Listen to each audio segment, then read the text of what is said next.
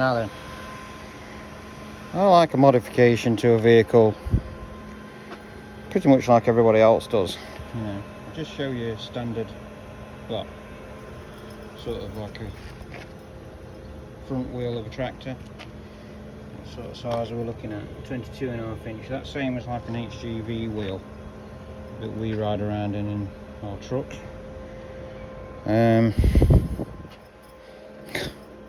It's ridiculous. Alright, this is a normal size rear tractor wheel.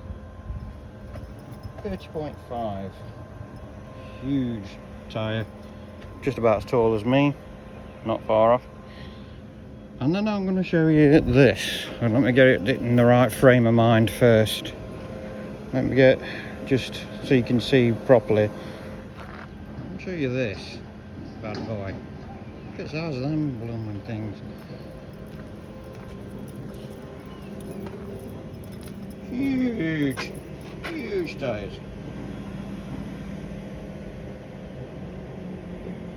44 inch. I don't know how wide they are. No idea. Look at the size of them bad boys. Sticking right out of the arches. But they have a marker like right out here just to prove how wide it is. Crazy.